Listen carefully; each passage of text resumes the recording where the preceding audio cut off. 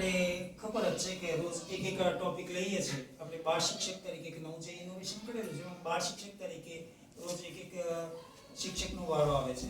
આજે વારો છે નિધિબેન, બરાબર? અને નિધિબેનનો ટોપિક કયો છે? બરાબર, જે કે આપણને આવડે છે અને નિધિ પણ સારો એવો પ્રયત્ન કરે છે કે આપણને શીખવાડે તો આપણે શીખીએ, કારણ કે આપણી પણ જવાબદારી છે, આપણો પણ વારો આવવાનો છે, બરાબર? તો હવે આગળ નિધિબેનને કહે કે નિધિબેન તમે એક વચનના બહુવચન શીખવાડો. ચાલો નિધિબેન. નમસ્કાર બધાને, મારા નમસ્કાર. મારું નામ છે નિધિ જીતેશભાઈ છે. હું ધોરણ 5 માં અભ્યાસ કરું છું. મારી શાળાનું નામ શ્રી નાના પ્રાથમિક શાળા છે. આજનો મારો કયો ટોપિક છે? એકવચન બહુવચન. કેમ એક ખેટ હોય તેને ખેટું કહેવાય, જાજા બધા હોય તેને ખેટાઓ. એક ગાય હોય તેને ગાય કહેવાય, જાજી બધી હોય તેને ગાયો. સરસ, એમ જ અંગ્રેજી છે.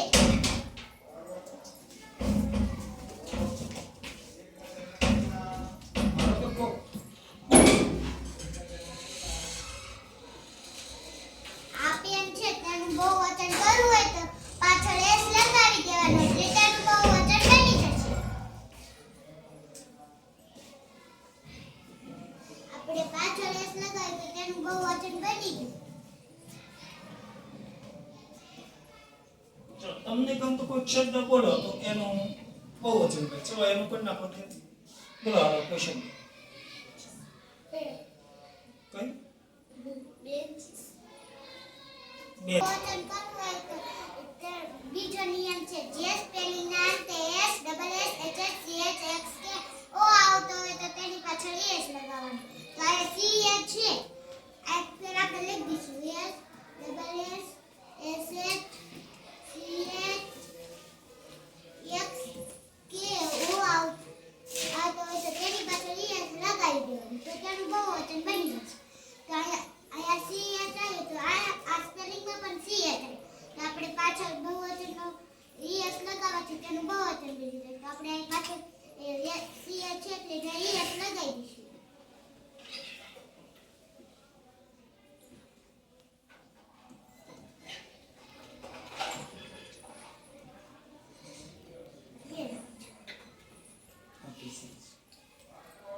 આયા એસ શું કામ લગાવ્યો છે તમને ખબર છે?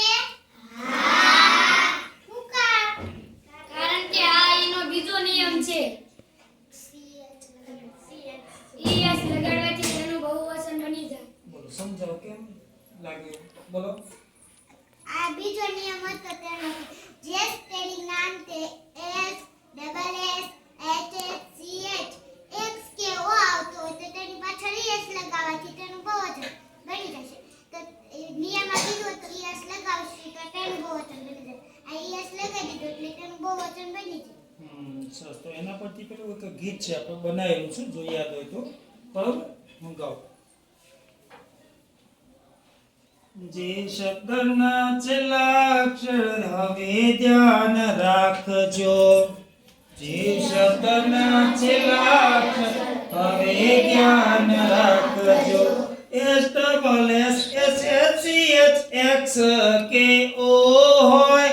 S double S H C H x કે ઓ હોય. એસ લગાડવાથી બહુવચન બને છે.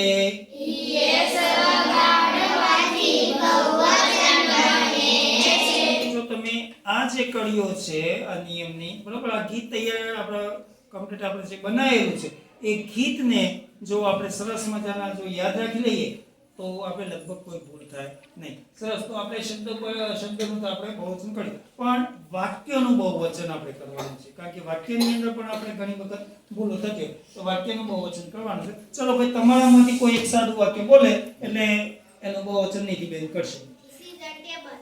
ચલો કરો.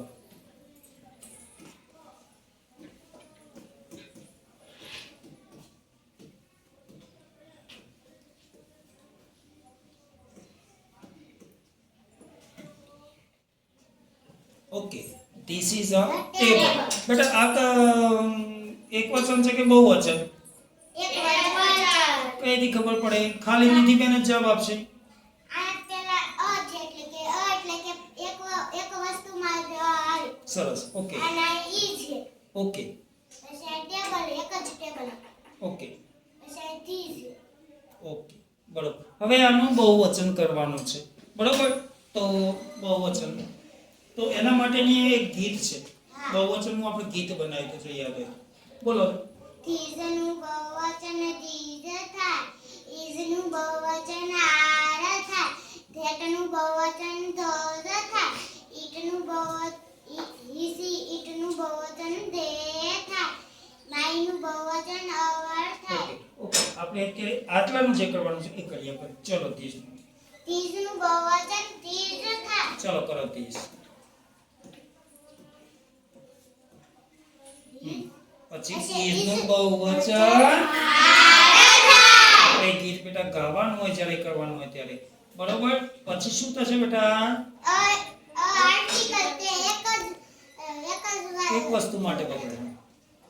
એટલે ઈ નહીં લખવાનું, આ લીટી કરી દે તો પણ ચાલે. ને લીટી એ નહીં કરવાની, એ રેવા દેવાની. આ ટેબલ છે તો તેનું કેમ એક ટેબલ છે તો ટેબલ અને બહુવચન હોય એક કરતા જ્યાદા હોય તો ટેબલ્સ. આપણે પહેલા નિયમમાં શીખ્યા હતા. ટેબલ. તો શું વાક્ય બન્યું? These are tables. ઓકે સરસ. તો આ રીતે આપણે બહુવચન તમે બનાવી શકો. સારો એવો પ્રયત્ન નિધિબેને કર્યો છે, મહેનત પણ કરેલી છે, બરોબર? અને હજી પણ વધારે તમારે મહેનત કરવાની છે, બરોબર? ખૂબ સરસ. હવે આ લોકોને પછી તમે લેશન આપો. હું લેશન આપીશ ઈ તમારે કરવાનું. ચલો વાક્યનું અમને પૂછાવું છે કે વાક્ય બોલાવડાવા છે કે માની લો તો છોકરા છોકરીઓનો હા. બોલો. એક શબ્દ ચલો છોકરી વિશે. તમે એક વચન બોલે તો છોકરા એનું બહુવચન કરશે. વાક્ય હોય તો એ અને શબ્દ હોય તો ચલો વાક્યનું. ચલો This is a bench. This is a bench. ચલો These are benches. These are Benches. Benches. હવે તમે એક વચનનું બોલો તો આ બહુવચનનું બોલો. This is a book. These are books. હવે તમે બોલો. આપણે ધીસ ના ધેટ સિવાય બેટા બહાર નીકળો. ધીસ ના ધેટ સિવાયનું બોલો. It is a table. હા, ઇટ ઇઝ અ ટેબલ્સ. ગીત યાદ કરો. They are tables. They are table. એ કઈ દી આપણે યાદ કર્યું? કારણ કે સાહેબ ઈ અને સામે લખેલું છે he she it ઈ માર્યું ને ધી આવે. હા, હી સી ઇટ નું બહુવચન શું થાય? ધે. ધે થાય. એટલા માટે ખૂબ સરસ. સારો એવો પ્રયત્ન કર્યો છે તમે.